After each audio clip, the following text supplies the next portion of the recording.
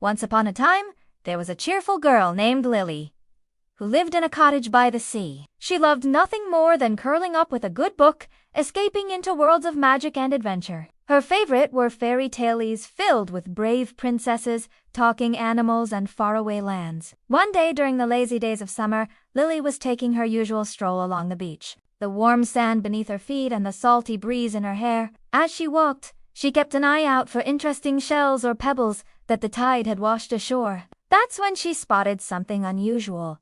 A tiny glass bottle that was just barely visible beneath a clump of seaweed. With a mixture of curiosity and excitement, she knelt down and carefully brushed the sand away. Sure enough, there it was, a small glass bottle sealed with a golden cork. As she held the bottle in her hands, she felt a sudden surge of curiosity. Could this be some sort of treasure? Maybe an old pirate's message in a bottle?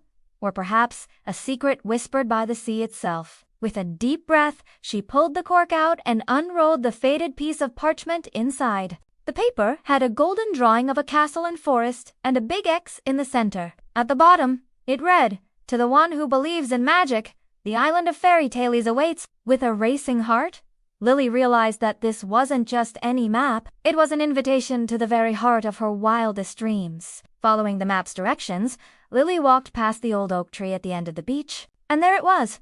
A small boat made of woven reeds and covered with a white sail. It looked as though it had been waiting for her. As if sensing her wonder, the boat gently swayed invitingly in the gentle waves. Taking a deep breath, she stepped aboard. The moment her feet touched the boat, it seemed to come alive. It glided effortlessly through the water, sailing away from the shore towards the horizon. After what felt like hours, but was probably only minutes, the boat emerged from the mist, revealing a breathtaking sight. Before them lay an island bathed in the warm glow of the setting sun. Lush green hills rolled down to sandy beaches, and sparkling waterfalls cascaded from cliffs adorned with delicate flowers. In the distance, Lily could have sworn she saw a castle with towers that reached for the clouds. As she stepped off the boat onto the soft, mossy ground, she realized she was surrounded by whispering trees and vibrant flowers that hummed with life. Above her, butterflies with gossamer wings fluttered among the blossoms,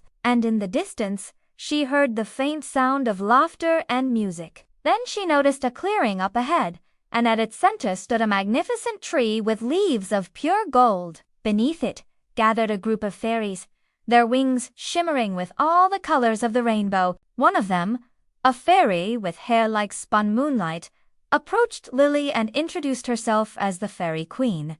She explained that the island was a place where all fairy tales came to life, but that lately, shadows had fallen over Fairy Island. The heart of stories, a magical crystal that gave life to the island's magic, had gone missing. Determined to help, Lily set out on a quest to find the lost crystal with Pico, the playful parrot, and Ember, the kind little dragon, by her side. Together, they embarked on a series of exciting challenges. They crossed the singing bridge that only opened if you told it a story. They climbed the mountain of mirrors that showed their deepest fears and sailed across a lake where the stars floated on the water like lanterns. Each challenge tested their courage, wit, and determination. Finally, they discovered that the crystal had been taken by a lonely giant who lived in a cave. The giant didn't want to harm anyone. He just wanted a story for himself because no one had ever told him one before. Instead of scolding him, Lily sat down